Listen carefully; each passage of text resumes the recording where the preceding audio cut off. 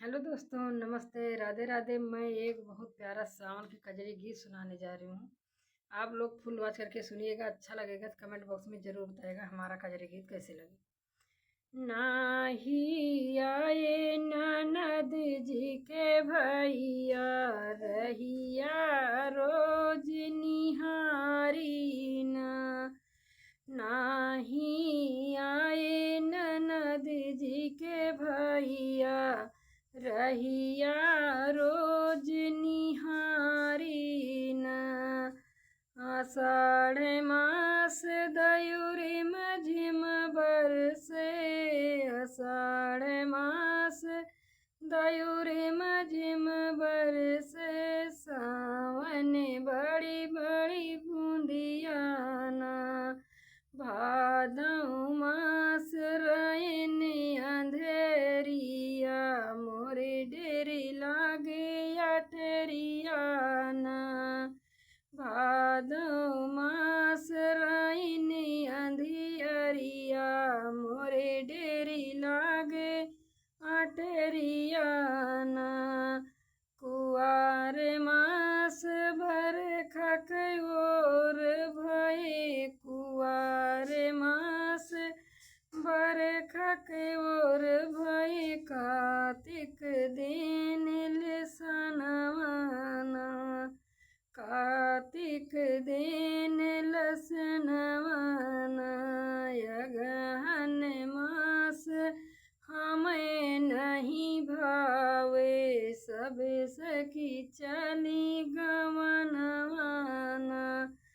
आषाढ़ मास हमें नहीं भावे, सब सखी चली गवनवाना।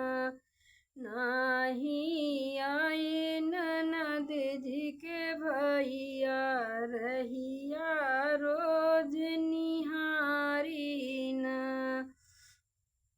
पूस मास मोहि जाड़ सतावे, पूस मास मोहि जाड़ सतावे, मघवा मकर नहनवाना। ना फागुन मास घरे नहीं देवरा, के करे संगे खेली रंगनवाना। फागुन मास घरे नहीं देवरा, के करे संग खेली रंगनवाना। चैत मास बनटे सुफुलाने, चैत मास बनटे सुफुलाने, बैसखवा गरम महीनवाना। बैसखवा गरम महीनवाना।